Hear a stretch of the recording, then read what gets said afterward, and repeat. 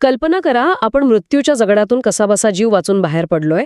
धापा टाकत एका सुरक्षित वाटणाऱ्या जागी आपण विश्रांतीसाठी खाली बसतो. आणि आपल्याला वाटतं की चला, सर्वात मोठं संकट आता टळलंय. अगदी बरोबर. पण त्याच क्षणी जाणवतं की ज्या नकाशामुळे आपण इथवर पोहोचलोय तो नकाशा वाचवण्यासाठी नाहीये, तो थेट एका नव्या आणि अधिक भयानक मृत्यूच्या दाढेत ढकलण्यासाठीच आखला गेलाय. बापरे, खरंच अंगावर काटा आणणारी कल्पना आहे ही. हो ना. आजच्या या सखोल चर्चेत आपण बाजिंदे या पुस्तकातील पृष्ठ क्रमांक 75 वरील एका अत्यंत थरारक प्रसंगाच्या मुळाशी जाणार आहोत. म्हणजे अवघ्या 3 परिच्छेदांमध्ये लेखकाने कथानकाची गती आणि तो जो ताण आहे तो ज्या अमानुष पातळीवर नेऊन ठेवलाय ना, त्याचं हे एक साहित्यिक विश्लेषण असणार आहे. नक्कीच. एका साध्या मुंगीच्या चावण्यापासून ते थेट वाघांच्या डोळ्यांना भिडण्यापर्यंतचा हा पूर्ण प्रवास आज आपण उलगडणार आहोत. खरं तर या 3 परिच्छेदांचं मेढळेपण यात आहे की हा केवळ घटनांचा क्रम नाहीये. मानवी मानसशास्त्र आणि भीती या 2 गोष्टींसोबत खेळलेला हा एक अत्यंत क्रूर पण प्रभावी खेळ आहे. हो, कारण सुरुवातीलाच नायक तिथे दम खात बसलेला असतो. बरोबर. आता बघा, दम खाणे या शब्दांतच एक प्रकारची शारीरिक आणि मानसिक शिथिलता दडलेली आहे. जेव्हा माणूस धावून किंवा संकटातून पळून येऊन थांबतो तेव्हा त्याच्या शरीरातील ॲड्रेनालिनची पातळी अचानक खाली येते. हृदयाची धडधड संथ होते, स्नायूंमधला ताण कमी होतो. म्हणजे लेखकाने वाचकालाही या दम खाण्याच्या प्रक्रियेत अगदी बेमालूमपणे सामील करून घेतलंय. आपल्यालाही वाचताना वाटतं की चला आता कथानकात थोडी शांतता येईल. पण ती शांतता किती क्षणभंगूर आहे. अगदी.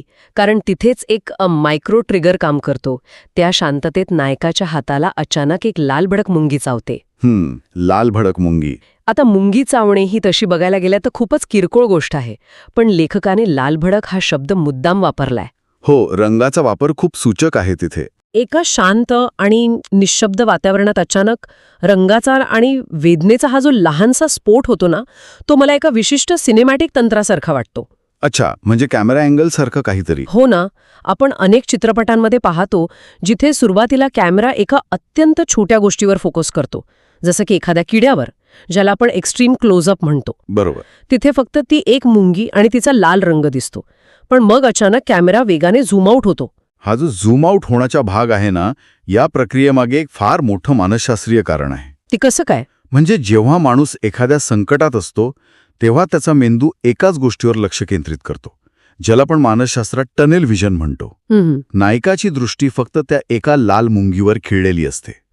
पण लेखकाने मुद्दाम ती दृष्टी तिथेच खिळून ठेवली नाहीये. उत्क्रांतीच्या दृष्टिकोनातून पाहिलं तर लाल रंग हा मानवी मेंदूसाठी नेहमीच धोक्याचा, रक्ताचा आणि एका इशाऱ्याचा संकेत राहिलाय. अरेच्या, म्हणजे ती लाल मुंगी केवळ चावत नाहीये. नाही, ती त्याच्या सुरक्षिततेच्या आभासाला छेद देते.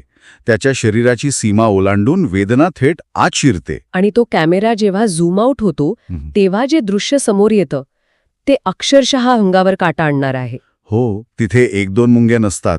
बघता बघता हजारो, 10,000 मुंग्यांचा गराडा पडतो. उताळ्यात मुंग्यांचे जंगल हा शब्दप्रयोग वापरलाय. आता हे जे रूपक आहे ते मला थोडं वेगळ्या अर्थाने समजावून सांगा. नक्कीच. कारण जंगल हे झाडांचे असते, जे स्थिर असते. पण मुंग्यांचे जंगल याचा अर्थ असा घ्यायचा का की जमीनच जिवंत झाली आणि ती त्याला आता गिळंकृत करायला पाहते? हे अगदी अचूक निरीक्षण आहे. हे रूपक केवळ मुंग्यांच्या संख्येची विशालता दाखवत नाही, ते एका भयानक कोंडीचं म्हणजे क्लॉस्ट्रोफोबियाचं प्रतिनिधित्व करतं. क्लॉस्ट्रोफोबिया. जो निसर्ग आत्तापर्यंत त्याला आसरा देत होता तोच निसर्ग आता त्याच्यावर उलटालाय. हजारो मुंग्या म्हणजे हजारो सूक्ष्म धोके. बरोबर, ते त्याला चहूबाजूनी वेढत आहेत. अशा वेळी माणसाची तार्किक विचार करण्याची क्षमता पूर्णपणे नष्ट होते. त्याला फक्त तिथून पळून जायचं असतं. पण पळून जायला जागाच कुठे उरलीये? त्या हजारो मुंग्यांच्या गराड्यातून जाण्यासाठी फक्त आणि फक्त एकच वाट शिल्लक असते, एक नागमोडी वाट. नागमोडी वाट. इथे मला नेहमीच एक शंका येते. जेव्हा चहूबाजूनी संकट घेरून येतं आणि अचानक समोर एखादीच वाट दिसते, तेव्हा ती वाट संकटातून बाहेर पडण्याचा मार्ग असते की तो संकटानेच आखलेला एक सापळा असतो? अगदी हेच. जणू एखाद्या चक्रव्यूहात मुद्दाम मोकळी सोडलेली जागा, जिथून माणसाने आत यावे अशीच चक्रव्यूह रचणाऱ्याची इच्छा असते. या नागमोडी वाटेच्या वर्णनामुळेच तर कथेला एक गूढ आणि रहस्यमय वळण मिळतं. ही नागमोडी वाट त्याला बाह्य भौतिक धोक्याकडून एका अज्ञात आणि आंतरिक रहस्याकडे घेऊन जाते. म्हणजे त्या ताईताकडे. हो, कारण ती वाट पाहताच त्याला अचानक बाजिंदेने दिलेल्या ताईताची आठवण येते. तो गळ्यातील ताईत उघडून पाहतो आणि आत असलेल्या कागदावर अगदी हुबेहूब तेच चित्र असतं. मुंग्यांचे जंगल आणि त्यातून जाणारी नागमोडी वाट. अगदी बरोबर. जे वास्तवात त्याच्या डोळ्यांसमोर घडत आहे तेच त्या कागदावर आधीच रेखाटलेलं आहे. इथे भौतिक जगाचा नियम मोडून कथा नियतीच्या आणि पूर्वनियोजनाच्या पातळीवर प्रवेश करते. हे वाचताना मला एका व्हिडिओ गेमची आठवण झाली. Video game? कसं काय? आपण एखादा गेम खेळताना सुरुवातीला आपल्याला एखादी वस्तू मिळते. समजा एखादा जुना नकाशा किंवा चावी. आपल्याला तिचा काहीच अर्थ समजत नाही. आपण ती फक्त आपल्या इन्व्हेंटरीमध्ये ठेवून देतो. हां, बरोबर. पण जेव्हा आपण एका अशा लेव्हलवर पोचतो जिथे मरण निश्चित असतं आणि चारही बाजूने शत्रूने घेरलेलं असतं, तेव्हा अचानक तीच वस्तू कामी येते. हा ताईत अगदी तसाच वाटतो. हा एक खूप छान दृष्टिकोन आहे. पण इथे मला लेखकाच्या हेतूवर थोडं प्रश्नचिन्ह निर्माण करावंसं वाटतं. समोरचं भयानक दृश्य आणि ताईतातील कागदावरील चित्र अगदी हुबेहूब जुळणं हे खूपच सोयीस्कर वाटत नाही का? म्हणजे तुम्हाला वाटतं की ही एक पळवाट आहे? हो ना. एका कठीण प्रसंगातून नायकाला वाचवण्यासाठी लेखकाने वापरलेली ही एक सोयीस्कर युक्ती तर नाहीये ना? वरवर पाहता ते नक्कीच तसं वाटू शकतं. साहित्यात अशा गोष्टीला चेकोव्हज गन या तंत्राशी जोडलं जातं. अच्छा, चेखोव्स गन. हो, जिथे आधी दाखवलेली वस्तू नंतर महत्वाची ठरते. पण या उतार्यात हे केवळ सोयीस्कर नाहीये, तर ते एक अस्वस्थ करणारं सत्य आहे. या कागदामुळे योगायोगाचं रूपांतर नियतीत होतं. म्हणजे तो ताईत केवळ एक दागिना राहत नाही. मुळीच नाही.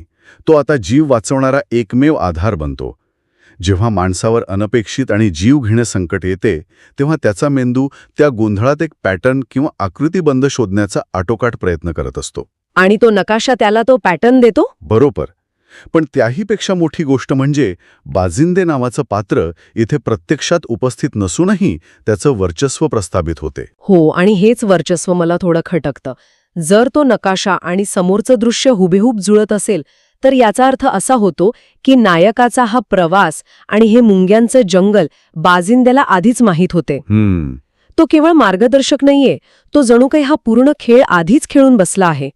मग त्या नागमोडी वाटेने जाणे ही नायकाची स्वतंत्र निवड उरते का? खूप महत्वाचा प्रश्न आहे हा. मला वाटतं तो नकाशा त्याला मार्ग तर देतो, पण त्याच वेळी त्याची स्वतःची निर्णय घेण्याची क्षमता म्हणजे त्याचं फ्री विल पूर्णपणे हिरावून घेतो. तो आता फक्त त्या कागदावरच्या रेषांचा गुलाम बनतो. हे अगदी अचूक निरीक्षण आहे. तो नायक आता स्वतंत्र नाहीये. मुंग्यांच्या भयावह वेढ्यामुळे त्याच्याकडे विचार करायला वेळच उरलेला नाहीये. त्याला कृती करणे भाग आहे. तो तोच कागद म्हणजेच नियतीचा तो गूढ नकाशा समोर धरून त्या वाटेने चालू लागतो.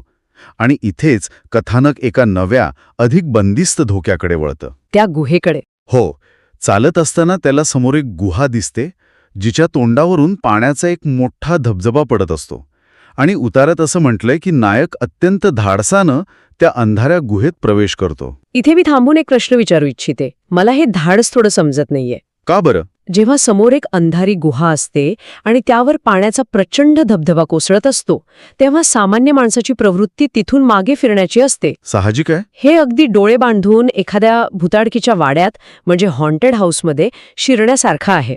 पण हॉन्टेड हाऊसमध्ये आपल्याला माहीत असतं की आतले धोके खोटे आहेत. इथे मात्र मरण दारात उभा आहे. खरंय? तरीही तो आत का जातो? नकाशाने त्याला गुहेच्या दरवाजापर्यंत आणून सोडलं, पण आत काय वाढून ठेवलं याची कोणतीही पूर्वकल्पना दिलेली नाही. मग तो आत पाऊल का टाकतो? तो आत पाऊल टाकतो कारण त्याच्याकडे मागे फिरण्याचा पर्याय शिल्लक नाहीये. मागे 10,000 मुंग्यांचं जिवंत जंगल आहे. बापरे, म्हणजे इकडे आड तिकडे विहीर. मृत्यू जो गुहेच्या अंधारात दडलेला आहे. अशा वेळी मानव मन संभाव्य धोक्याला स्वीकारतं. हे खूपच भयानक आहे. आणि लेखकाने त्या गुहेवर धबधबा का ठेवला असावा याचं एक फार मोठं तांत्रिक आणि संवेदनात्मक कारण आहे. तो धबधबा म्हणजे बाहेरील जग आणि आतलं अज्ञात जग यांच्यातील एक नैसर्गिक पडदा आहे. अच्छा. पाण्याचा तो प्रचंड कानठळ्या बसवणारा आवाज नायकाच्या ऐकण्याच्या क्षमतेला, त्याच्या श्रवणशक्तीला पूर्णपणे बधीर करतो. अरेच्छा, म्हणजे हे फक्त भौगोलिक वर्णन नाहीये तर लेखकांनी जाणीवपूर्वक नायकाच्या संवेदना किंवा सेन्सेस गोठवल्या आहेत. हो, अगदी जाणीवपूर्वक. पाण्याचा आवाज त्याची ऐकण्याची क्षमता हिरावून घेतो आणि गुहेतला तो काळाकुट्ट अंधार त्याची दृष्टी हिरावून घेतो. हे संवेदी वंचना किंवा सेन्सरी डेप्रिव्हेशनचे एक उत्तम उदाहरण आहे. अगदी बरोबर शब्द वापरलात, सेन्सरी डेप्रिव्हेशन. बाहेरून त्याला जे धोके दिसत होते ते आता अदृश्य झालेत. तो धबधबा ओलांडून आत येणं हा पॉइंट ऑफ नो रिटर्न आहे. हो, कारण बाहेरील जगाचा संपर्क आता पूर्णपणे तुटलाय. तो आता अंधाळा आणि बहिरा होऊन एका अज्ञातात चालत आहे. आणि अंधारात, जिथे बाहेरचे कोणतेही आवाज येत नाहीत, तिथे माणसाचा मेंदू स्वतःच आवाज आणि दृश्य निर्माण करू लागतो, नाही का? नक्कीच. मेंदू प्रकाशासाठी भुकेला असतो. अशावेळी तणाव एका वेगळ्याच शिखरावर पोचतो. लेखकाने इथे खूप वेळ चालला या वाक्याचा वापर करून कथानकाचा वेग म्हणजेच पेसिंग अत्यंत कुशलतेने हाताळलाय. पेसिंग कसं काय? बघा, मुंग्यांचा वेगवान हल्ला, त्यानंतर गुहेत शिरण्याचा तो घाईघाईचा निर्णय आणि मग अचानक अंधारातली ती संत्र लांबची चाल. हे खूप वेळ चालला हे वाक्य वाचकालाही थोडं शांत करतं. म्हणजे हृदयाची धडधड जी सुरुवातीला वाढली होती ती पुन्हा थोडी संथ होते. आपणही त्या अंधाराशी जुळवून घेऊ लागतो. अगदी. आणि मग त्याच संथ अंधारात अचानक 2-4 हिरे चमकल्याचा भास होतो. हा, अंधारात खूप वेळ चाचपडल्यानंतर अचानक दिसणारे हिरे हे कोणत्याही थकलेल्या, संकटात सापडलेल्या माणसासाठी आशेच्या सर्वोच्च किरणासारखे आहेत. हो, जणू काही या भयानक प्रवासाचं त्याला फळ मिळतंय. जणू काही त्याच्या धाडसाचं त्याला मिळालेलं हे बक्षीसच आहे. पण मला सांगा, माणसाचा मेंदू अंधारात चमकणाऱ्या कोणत्याही गोष्टीला हिरे किंवा मौल्यवान खजिना का समजतो? तिथे डोळे असण्याची शक्यता त्याला का जाणवत नाही? हीच तर आशेची सर्वात मोठी फसवणूक आहे. जेव्हा माणूस अत्यंत कठीण परिस्थितीत असतो ना, तेव्हा तो जे शोधत असतो त्याला तेच दिसतं. अच्छा. त्याचा मेंदू स्वतःला दिलासा देण्यासाठी वास्तवाला विकृत करतो. याला मानसशास्त्रात विशफुल थिंकिंग म्हणतात. Wishful thinking. संकटात सापडलेला मेंदू भयानक गोष्टी नाकारतो आणि सुरक्षितेच्या खोट्या प्रतिमा उभ्या करतो. पण हे हिरे खोटे आहेत हे उघड होण्याचा क्षण हा या संपूर्ण उतार्याचा सर्वोच्च बिंदू म्हणजेच क्लायमॅक्स आहे. बापरे. लेखकाने इथे वेट अँड स्विच तंत्राचा अगदी चपखल वापर केलाय. तो धक्काच खूप भयानक आहे. जेव्हा नायक अधिक लक्ष देऊन पाहतो तेव्हा त्याला ते हिरे नसल्याचं समजतं. उतार्यात एक वाक्य आहे, अंगावर सरसरून काटा आला. हो, कारण ते हिरे नसून 2 जिवंत वाघांचे चमकणारे डोळे असतात. अंगावर काटा येणे ही शारीरिक प्रतिक्रिया इतकी जलद आहे की नायकाच्या मेंदूने हा वाघ आहे असा विचार करण्याआधीच त्याच्या शरीराने मृत्यूची चाहूल ओळखलीये. अगदी बरोबर. शरीराची प्रतिक्रिया मेंदूपेक्षा वेगवान असते अशावेळी. ही खऱ्या अर्थाने एक डार्क आयरनी आहे. ज्या गोष्टीला तो आपला खजिना समजत होता तीच गोष्ट त्याला आपली शिकार बनवण्यासाठी टपून बसली होती. याला आपण दिव्यावर झेप घेणाऱ्या किड्याची म्हणजे मॉथ टू अ फ्लेमची प्रवृत्ती म्हणू शकतो. Moth to a flame. तो प्रकाशाच्या ओढीने जातो, पण तो प्रकाश नसून त्याला जाळून खाणारी आग असते. अंधारात जेव्हा आपण आशेच्या किरणांचा शोध घेत असतो तेव्हा आपली हीच आंधळी आशा आपल्याला समोर उभ्या असलेल्या साक्षात मृत्यूकडे कानाडोळा करायला लावते.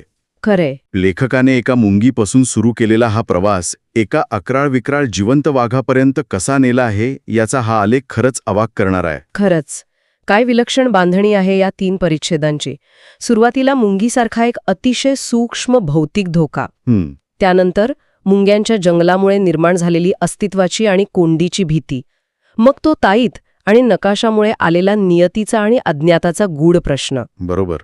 त्यानंतर गुहा आणि धबधब्यामुळे हिरावून घेतलेल्या त्याच्या सर्व संवेदना, आणि शेवटी आशेच्या खोट्या बुरख्याखाली दडलेला वाघाच्या रूपातला साक्षात मृत्यू. लेखकाने वाचकाच्या मानसिकतेशी अक्षरशः खेळ मांडलाय. अगदी. ताण कसा वाढवावा याचं हे एक परिपूर्ण उदाहरण आहे. यातून लेखकाचं कसब सिद्ध होतं. तो केवळ घटना सांगत नाहीये, तर तो वाचकाला थेट नायकाच्या मानसिक अवस्थेत नेऊन बसवतो. हो ना. आपणही नायकासोबत आधी त्या मुंग्यांना घाबरतो, मग नकाशामुळे आपल्यालाही थोडा दिलासा मिळतो, गुहेत अंधारामुळे आपणही चाचपडतो आणि शेवटी त्या वाघाचे डोळे पाहून आपणही गोठून जातो. हे सर्व विश्लेषण ऐकल्यानंतर आता एका अशा मुद्द्याकडे वळायची वेळ आली आहे जो या संपूर्ण कथेचा दृष्टिकोनच बदलून टाकू शकतो. कोणता मुद्दा? आपण पाहिलं की तो ताईत, तो नकाशा हुबेहूब वास्तवाशी जुळत होता. मुंग्यांचे जंगल आणि ती नागमोडी वाट त्या नकाशावर होती. पण आता विचार करण्यासारखी गोष्ट ही आहे, जर त्या कागदाने मुंग्या आणि गुहेचे इतके अचूक भाकीत केले होते तर त्या गुहेत अंधारात 2 जिवंत वाघ दबा धरून बसले आहेत हे बाजिंदेला आधीच माहीत नसेल का? बापरे, हा खरोखरच खूप अस्वस्थ करणारा विचार आहे. हो ना. जर बाजिंदेला वाघांची कल्पना होती तर त्याने नायकाला त्या नागमोडी वाटेने थेट वाघाच्या जबड्यात का पाठवले? आपण सुरुवातीला ज्या नकाशामुळे नायकाचे प्राण वाचले असं मानत होतो तो नकाशा खरोखरच एक रक्षक कवच होता की नायकाला बरोबर मृत्यूच्या दारात आणून सोडण्यासाठी रचलेला एक अतिशय क्रूर सापळा? हा प्रश्न पूर्ण कथेचा अर्थच बदलून टाकतो. अगदी. बाजिंदा हा रक्षक आहे की स्वतःच्या मर्जीनुसार मृत्यूचे खेळ खेळवणारा एखादा भक्षक? या गूढ प्रश्नाचं उत्तर पुस्तकाच्या पुढील पानांवरच मिळेल. पण तोपर्यंत हा विचार डोक्यातून जाणार नाही हे नक्की. नक्कीच नाही जाणार. अंधारात दिसणारा प्रत्येक प्रकाश आशेचा किरण नसतो आणि वाचवणारा हात कधीकधी मृत्यूच्या खाईत ढकलण्यासाठीच पुढे आलेला असतो. याच अंगावर काटा आणणाऱ्या विचारासोबत आज आपण ही सखोल चर्चा इथेच थांबूया.